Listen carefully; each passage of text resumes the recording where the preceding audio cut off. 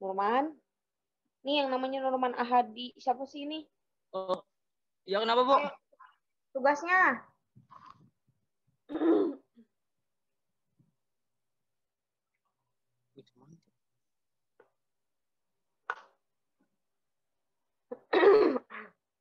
Ayo, cepat.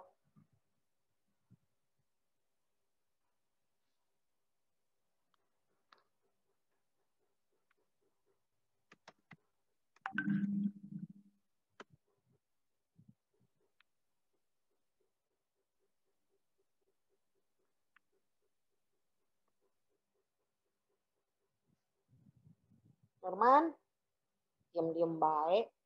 Ayo kamu jelasin tugas kamu kayak apa. Ngabisin waktu.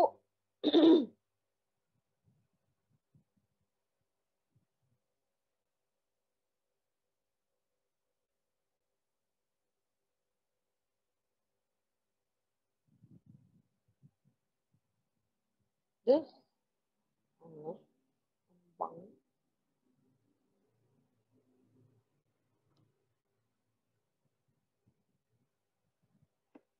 Sambil nunggu yang Reza, kamu aktifin dulu kameranya.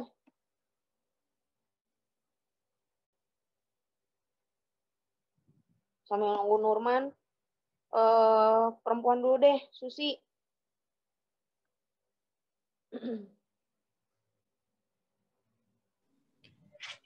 Iya, Bu. Ya, tugas kamu. Yang termasuk sistem, saya ngambil contoh sistem industri manufaktur, Bu. Oke, jelaskan. Iya, mengapa disebut sistem? Karena dalam proses fabrikasi terdapat subsistem di dalamnya yang saling berhubungan untuk mencapai tujuan, yaitu menghasilkan produk yang berkualitas yang dalam prosesnya memiliki mekanisme pengoperasian yang jelas, serta untuk pemenuhan kebutuhan masyarakat, dan untuk mendapatkan keuntungan tersendiri bagi industri tersebut. Subsistem di dalamnya ada produsen, tenaga kerja atau manusia, mesin, dan ada konsumen. Lalu karakteristiknya, yang pertama tujuan. Tujuannya itu untuk mendukung proses bisnis sebuah perusahaan, memenuhi kebutuhan masyarakat, serta untuk mendapatkan keuntungan tersendiri bagi industri tersebut. Yang kedua, batasan. Batasannya itu antara staf produksi dan manajerial, lalu masyarakat yang tidak memiliki kepentingan secara langsung, lalu vendor, bank, pesaing, pelanggan, pemerintah, dan pemilik. Yang ketiga, penghubung sistem. Penghubung sistemnya yaitu output dari sistem tenaga kerja bisa menjadi input bagi subsistem konsumen. Yang keempat, input.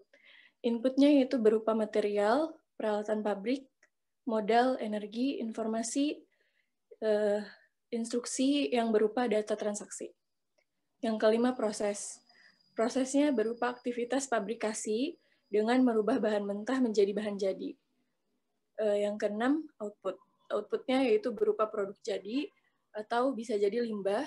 Output berupa sistem informasinya yaitu berupa saran, dan cetakan laporan. Lalu yang ketujuh, feedback. Feedbacknya yaitu melakukan pemeriksaan atau audit intern, evaluasi kerja dengan membandingkan hasil produksi dengan hasil yang diinginkan industri tersebut. Kedelapan, sasaran atau tujuan sistem. Sasarannya itu suatu tujuan yang ingin dicapai oleh industri tersebut agar proses pengolahan barang mentah menjadi barang jadi atau proses fabrikasi berjalan dengan baik. Dalam hal informasi juga yang dihasilkan lebih akurat dengan adanya sistem tersebut. Seperti itu, Bu. Tunggu.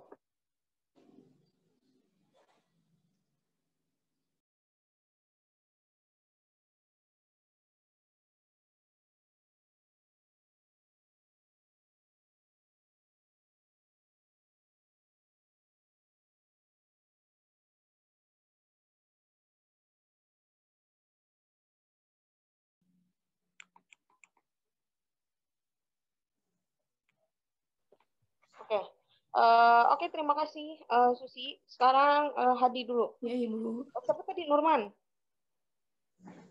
Cepat Nurman, kalau nggak saya remove nih.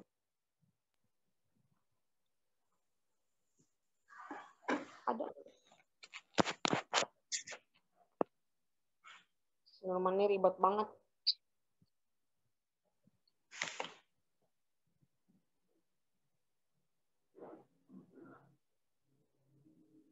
Nurman, kalau nggak saya remove ya dari Zoom, berarti kamu nggak bikin tugas. Kalau bikin cepet jelasin. Apa, Bu? Apa dari tadi? Ayo tugas kamu jelasin dulu. Tugas sama mana, Bu? Mana sih?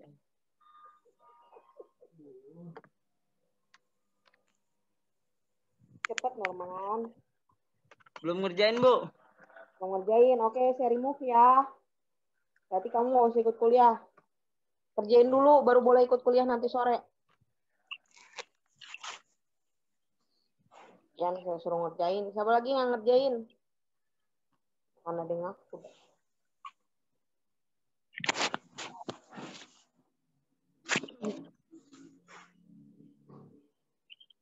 Kalau gitu ganti.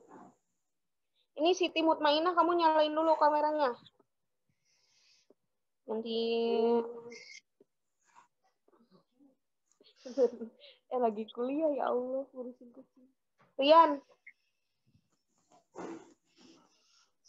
Iya, Bu. Rian, tugasnya silakan jelaskan. Saya sistem KHS di Universitas Gunung Agak Jati, kencang Bu. suaranya. Saya mengerjakan sistem KHS Universitas Gunung Jati, Bu. Suaranya gedein lagi, Mas. Oke. Ini udah jelasin. Terus? Jadi tujuan dibentuknya sistem ini tuh untuk melayani mahasiswa menawarkan hasil dari kuliahnya, Bu, atau nilai yang didapat dari tugas-tugas yang dikumpulkan. Yang pertama, karakteristiknya itu komponen terdiri dari mahasiswa dan dosen. Terus batasannya itu sendiri Universitas Gunung Jati itu, terus lingkungan luar, ketua jurusan, terus subsistemnya atau penghubung, mahasiswa dengan pegawai TIK yang menginput data. Terus inputnya sendiri yaitu tugas, nilai UTS, nilai UAS, dan juga kuis. Terus yang keenam outputnya itu sendiri dari KHS itu sendiri atau kartu hasil studinya, Bu. Terus prosesnya mahasiswa mengerjakan tugas, UTS, UAS, dan kuis.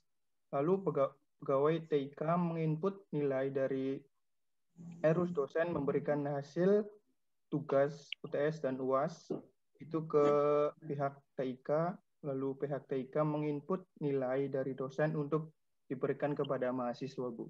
Sekian, Bu. Terima kasih. Oke. Ya kurang lebih walaupun ada beberapa kekurangan dari apa yang kalian jelaskan ya, contohnya berdua, tapi setidaknya kurang lebih ya kalian paham. Yang dikatakan sistem itu sebetulnya bukan hanya yang ada kata-kata sistemnya aja, atau hanya terpaku kepada satu aplikasi atau sebuah software aja, dimana kita tahu ketika itu berbau teknologi biasanya itu dikatakan sistem ya.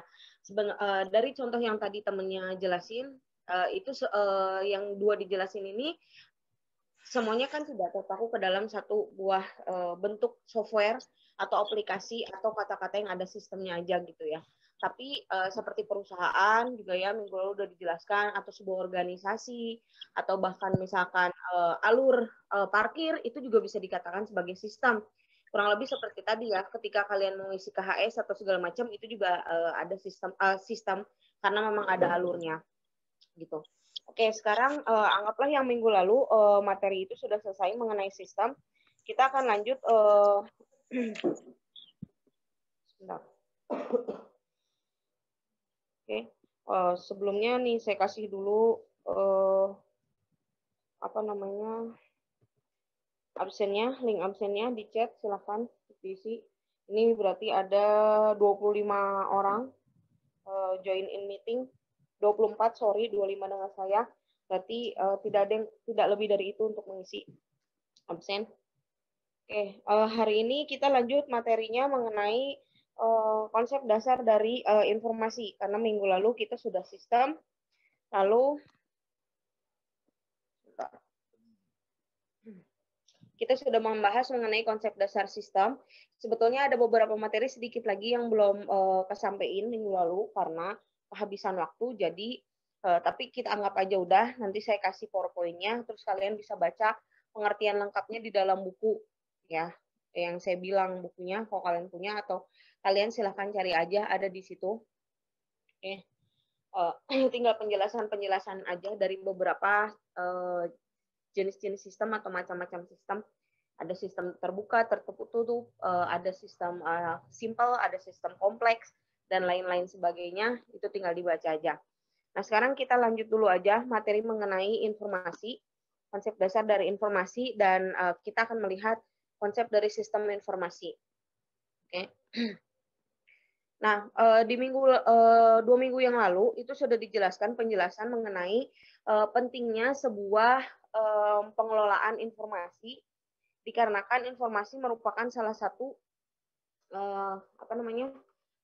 salah satu sumber daya yang dimiliki oleh perusahaan yang perlu dikelola juga karena memiliki kepentingan bagi kegiatan organisasi, terutama perusahaan.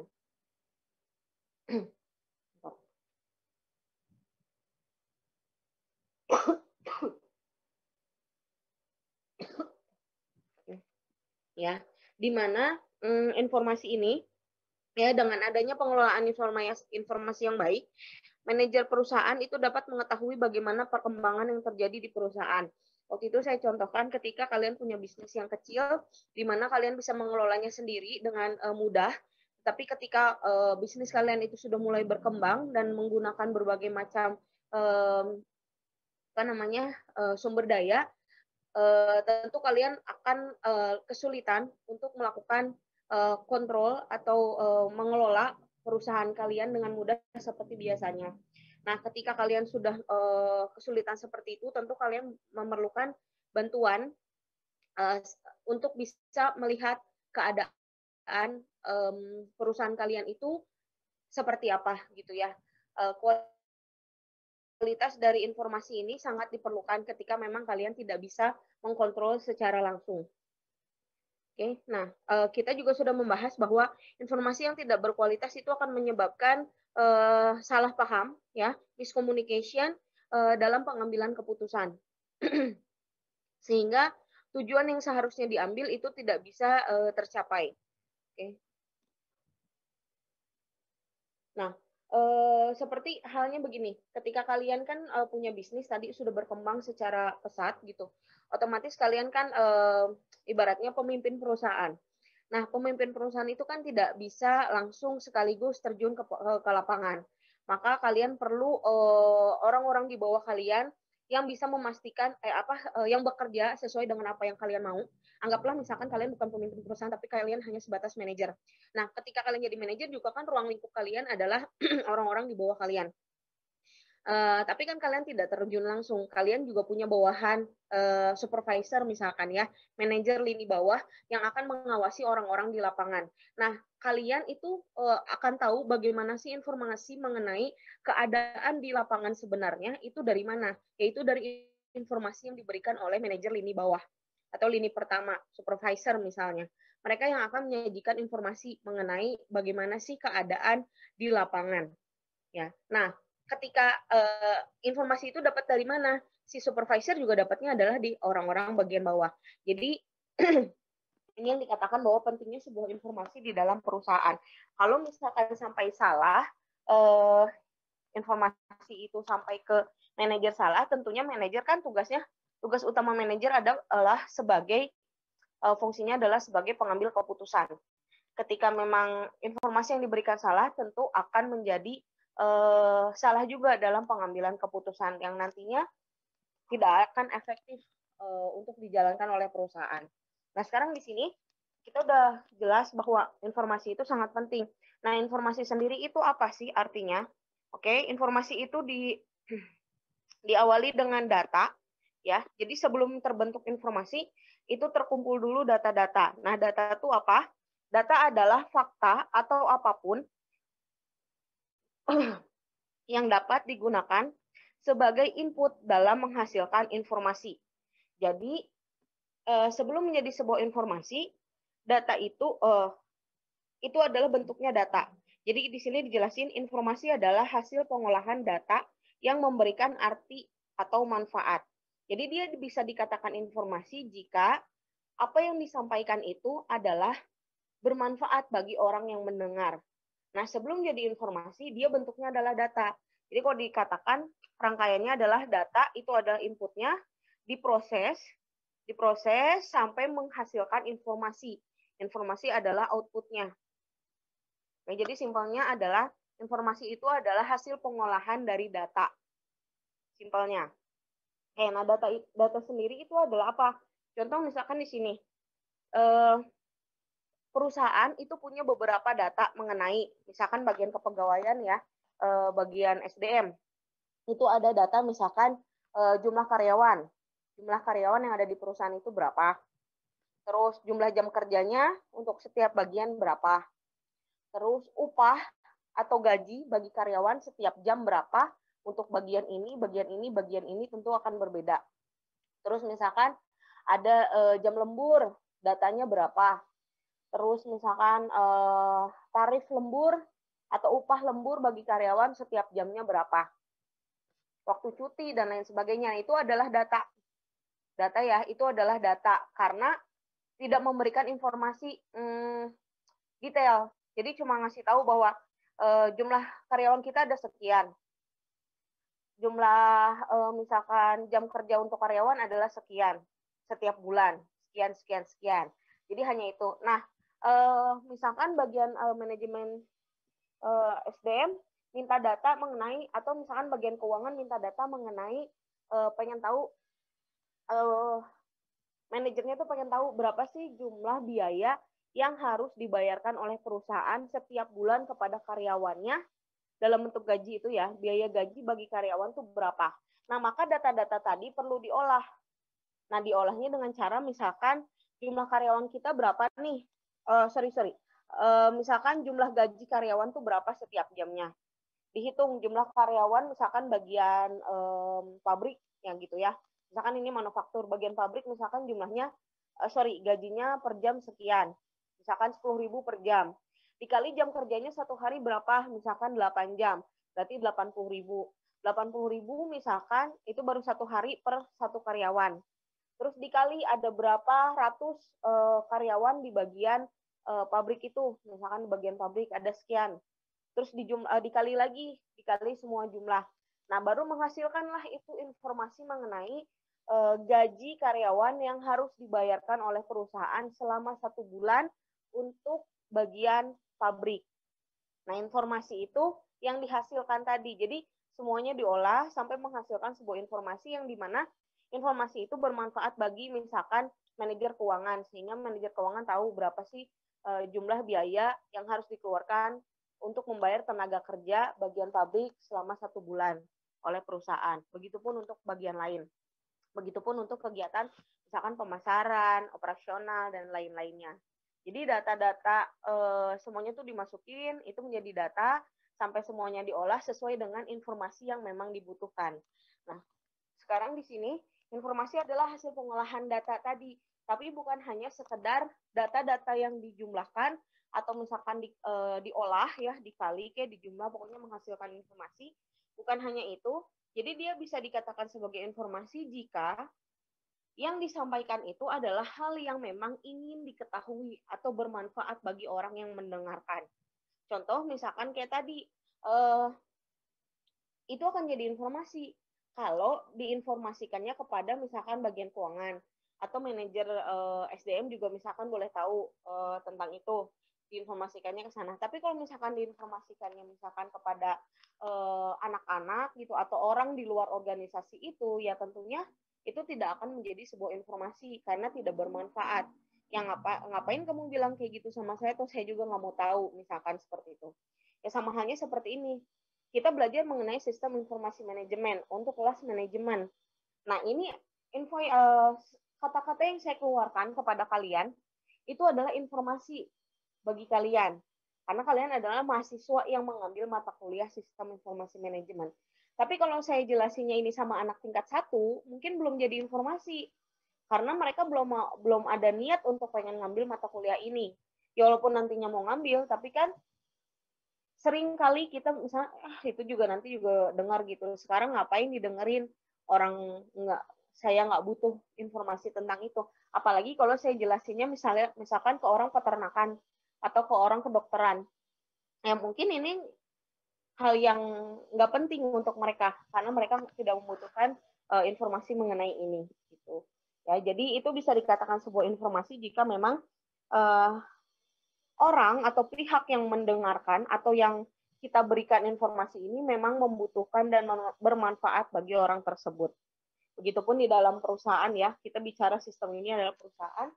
Ketika memang informasi yang disajikan, informasi mengenai keuangan, kinerja karyawan, misalkan, terus informasi mengenai penjualan, ya berapa jumlah penjualan dan lain sebagainya, itu akan bermanfaat jika memang yang menerimanya adalah orang yang memang membutuhkan data tersebut. Informasi tersebut. Oke. Lalu di sini Kusrini mendefinisikan bahwa informasi merupakan hasil olahan data di mana data tersebut sudah diproses dan diinterpretasikan menjadi sesuatu yang bermakna untuk pengambilan keputusan. Oke. Lalu Gordon sama Olson di sini menjelaskan bahwa informasi adalah data yang telah diolah menjadi sebuah bentuk yang berarti bagi penerima dan bermanfaat dalam mengambil keputusan saat ini atau mendatang. Jadi kalian belajar sistem informasi manajemen ini bukan hanya sekedar kalian berpikir bahwa kita akan belajar tentang teknologi, tapi manfaat dari teknologi yang kalian hasilkan ini, pemanfaatan teknologi yang menghasilkan sesuatu itu harus bisa kalian interpretasikan atau kalian bisa maknai gitu. Kalau misalkan bagian input data, ya kalau kalian misalkan berpikir bahwa ini software input data segala macam, itu sudah ada bagiannya. Kalian kan sebagai anak manajemen itu harapannya adalah kalian bisa menjadi seorang pemimpin dalam sebuah organisasi, ya. Kalaupun kalian bekerja dalam tempat orang lain, ya minimal kalian di posisi manajer lah ya, tingkat menengah. Nah, artinya fungsi manajer di sini adalah mereka sebagai pengambil keputusan.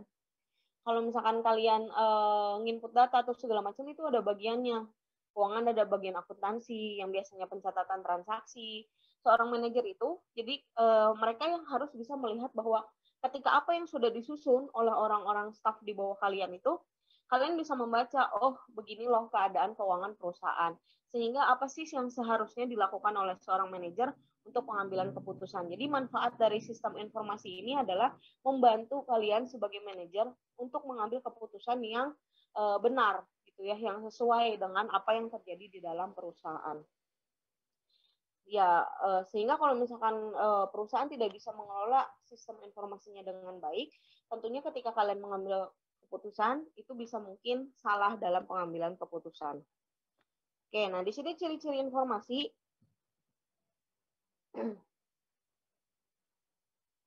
Sebentar.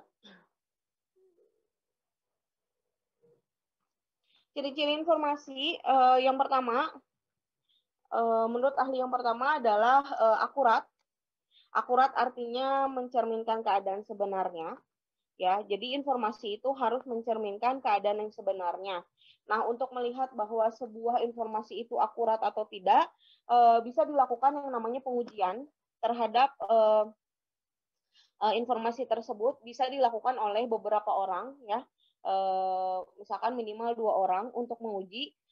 Jika memang hasilnya sama, berarti dikatakan informasi itu akurat.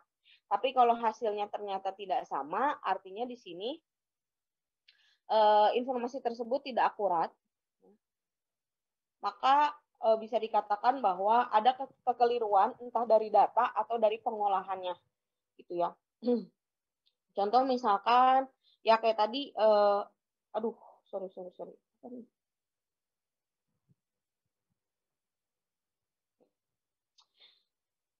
Jadi dia bisa dikatakan informasi yang baik jika memenuhi syarat pertama adalah akurat gitu. Jadi ketika misalkan informasi itu bisa diuji ulang ya, apakah benar diuji oleh dua orang misalkan di dalam perusahaan, ternyata menghasilkan hasil yang sama, berarti itu informasinya akurat. Ya kayak kalau kalian aja belajar matematika atau belajar apa, kalau misalnya hasilnya sama, berarti pengerjaannya benar. Artinya datanya benar, prosesnya juga benar, sehingga menghasilkan informasi yang benar, ya sesuai dengan keadaannya. Terus yang kedua, harus tepat waktu, yaitu tersedia saat diperlukan. Jadi informasi itu harus ada saat kapanpun orang yang membutuhkannya itu minta gitu, saat kapanpun, tidak besok atau tidak beberapa jam lagi atau tidak beberapa menit lagi. Kalau dibutuhkan saat itu, informasi itu harus ada. Kalau misalkan tidak ada, maka bisa dikatakan perusahaan itu atau sistem tersebut tidak bisa menghasilkan informasi dengan baik. Jadi yang pertama, dia harus akurat, menghasilkan informasi yang memang sesuai dengan keadaannya. Lalu yang kedua, tepat waktu. Karena kita tahu pentingnya sebuah informasi ini, apalagi tadi bagi perusahaan untuk pengambilan keputusan, kalau misalkan ternyata tidak tepat sesuai dengan waktunya kita butuhkan, kita bisa ketinggalan dari pesaing yang lainnya. Atau kita ya bisa telat lah, kita ngambil keputusan harusnya misalkan saat ini, jadi harus besok-besoknya lagi, tentu itu akan sangat merugikan, apalagi untuk kelasnya seperti perusahaan. Lalu yang ketiga adalah harus relevan, artinya informasi yang diberikan itu harus sesuai dengan yang dibutuhkan. Kalau kebutuhan informasi ini untuk suatu organisasi, maka informasi tersebut harus sesuai dengan kebutuhan informasi di berbagai tingkatan dan bagian yang ada di dalam organisasi tersebut. Jadi sesuai dengan yang dibutuhkan. Untuk bagian misalkan lini bawah, ya informasi yang disajikan yang harus sekedar ya lingkupnya adalah pegawai lapangan. Misalkan terus manajer menengah, ya dia harus tahu mulai dari lini 1 sampai ke bawah informasinya. Begitu sampai atas, makin dia tahu mengenai keseluruhan perusahaan, dan sampai ke puncaknya dia tahu mengenai semuanya. Jadi informasi itu disajikan sesuai dengan yang dibutuhkan. Ya, kalau bagian keuangan ya berarti mengenai keuangan dan lain sebagainya. Ya, jadi jangan sampai tercampur atau sampai bertukar-tukar. Terus yang berikutnya, informasi itu harus lengkap. Artinya harus diberikan secara lengkap. Informasi tentang penjualan tidak ada bulannya atau tidak ada fakturnya, itu tidak boleh. Jadi contoh misalkan tentang bagian keuangan, itu kan mencatat seluruh kegiatan, seluruh transaksi di dalam perusahaan, ya, untuk bagian keuangannya aja. Jadi kalau kalian belajar akuntansi kan, misalkan kegiatan pembelian bahan baku, nah itu tuh masuknya pos mana, dan itu akan mengurangi pos mana, dan itu harus ada buktinya, tidak bisa hanya sekedar input saja atau pencatatan transaksinya aja, tapi buktinya harus jelas. Gitu. Sama kalau kayak kalian bikin acara lah, kalian bikin laporan pertanggungjawaban. Nah, itu kan harus jelas tuh pengeluarannya berapa, buktinya mana, pemasukannya berapa, buktinya mana, itu semua harus jelas. Tidak boleh ada yang kurang sedikit pun. Karena apalagi nih sebagai perusahaan ini berkaitan dengan penyelewengan. Kalau sampai informasi itu tidak tercatat semua dengan baik dan tidak menghasilkan hal yang baik, berarti kan kita bisa lihat bahwa oh berarti di sini terjadi kesalahan, entah korupsi lah atau apa, nah itu kan bisa ketahuan semuanya. Begitupun untuk kegiatan yang lain, jadi semuanya perlu dicatat supaya menghasilkan informasi yang baik sehingga bisa digunakan oleh perusahaan untuk pengambilan keputusan yang baik. Oke, sedangkan menurut ahli yang berikutnya, di sini lebih lengkap, hanya kurang lebih itu sama seperti yang diungkapkan pada ahli yang pertama. Yang pertama, informasi itu harus efektif sesuai kebutuhan tadi ya, harus efisien, dihasilkan melalui penggunaan sumber daya yang optimal, harus confidence, memperhatikan keamanan, integritas, hasil pengolahan datanya terpadu, ketersediaan, sedia saat diperlukan, sama seperti tadi tepat waktu, kepatuhan, patuh terhadap peraturannya, dan kebenaran dapat dipercaya artinya akurat. Jadi kurang lebih sama ya, hanya lebih detail aja dibandingkan dengan yang pertama dijelaskannya lebih detail. Oke. Jadi dia bisa dikatakan informasi jika satu bermanfaat dan yang kedua dia memenuhi ciri-ciri ini. Sama halnya seperti sistem, jika dia bisa dikatakan sebagai sistem jika memenuhi ciri dan karakteristik yang ada di dalam sistem minggu lalu. Ya, kalau di sini dia berarti harus memenuhi seluruh ini. Di sini ada gambaran hubungan data dan informasi.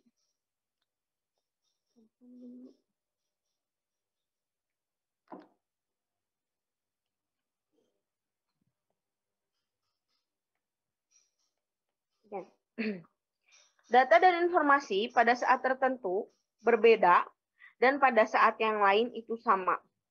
Artinya di sini kalau dari gambar ini kan ini dilihat bahwa data diproses menghasilkan sebuah informasi.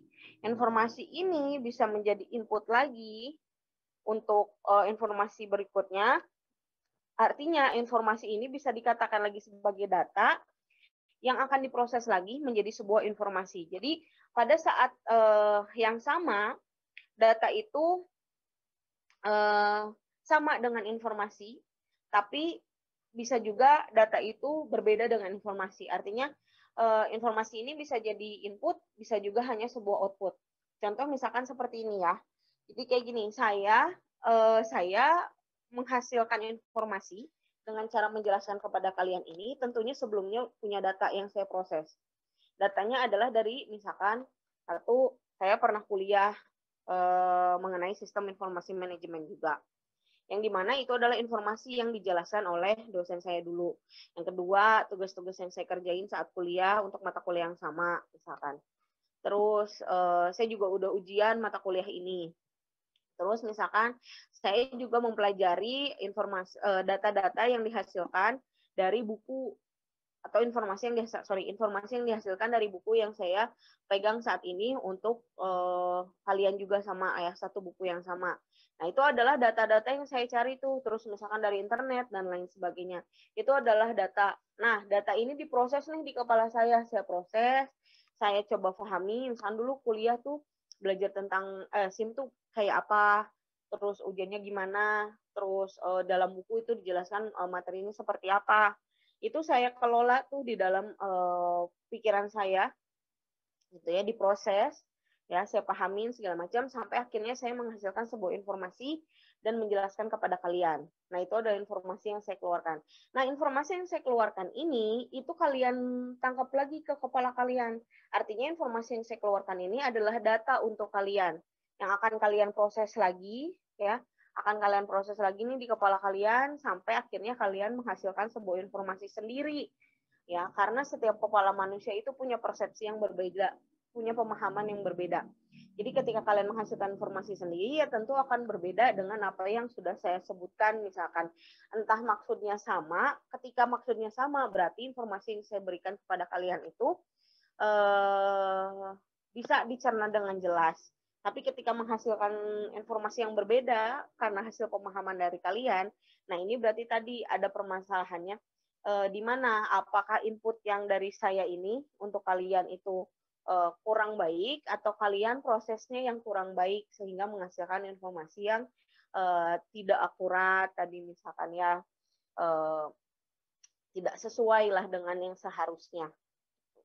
Ya, jadi artinya di sini data itu bisa menjadi informasi, informasi itu bisa menjadi data di waktu yang berbeda. Ya, sama halnya kalau kalian nonton TV lah atau kalian nonton film tuh kalian ditonton terus kalian ingat-ingat kalian pahami filmnya sampai akhirnya udah selesai kalian nonton terus kalian cerita sama teman kalian tadi nonton film kayak gini dan itu kan tidak akan lengkap seperti sebelumnya atau mungkin bisa lengkap bahkan dilebih-lebihkan dari sebelumnya. Nah, itu tergantung dari proses yang kalian cerna dari apa yang kalian dengar atau kalian lihat. Ya, terus kalian kasih tahu lagi sama yang lain. Itu bisa kurang ataupun bisa lebih tergantung dari proses ataupun input